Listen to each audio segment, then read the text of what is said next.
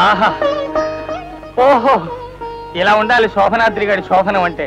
మా గురువు పెళ్లి చేసుకున్నాడు, ఒక్క లడ్డు ఒక్క అగరత్తి. చిచి ఓహో వివాహ భోజనంబు ఈవేళ శోభనంబు భేషైన భామ పొందు ఈ వెళ్ళ నాకే ముందు.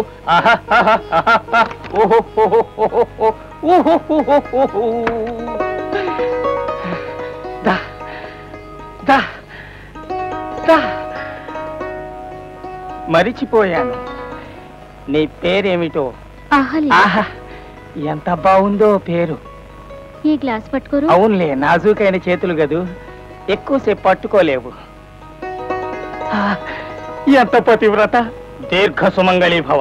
లే అహల్య. అన్నయ్య ఇదేమిటి?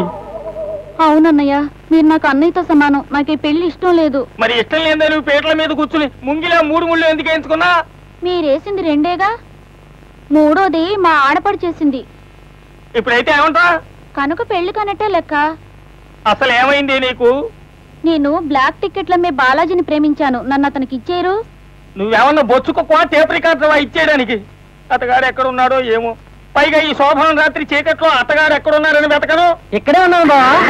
నువ్వెవరివి? ఇతనేనన్నయ్య బాలాజీ. ఆశీర్వదించండి. 100 సంవత్సరాలు సుఖంగా కాపురం చేసి 100 మంది పిల్లల్ని కని చావండి. బాధపడకండి బావా, మీ రుణం ఈ జన్మలో తీర్చుకోలేను. పిల్లాడు పుడితే నీ పేరే పెట్టుకుంటాం.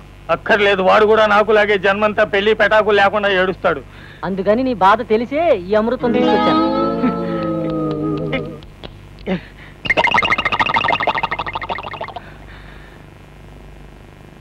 ఎక్కడ ఉన్నా ఏమైనా నా బ్రతుకున పెళ్ళే లేకున్నా నీ సుఖమేనే కోరుకున్నా, నీ సుఖమేనే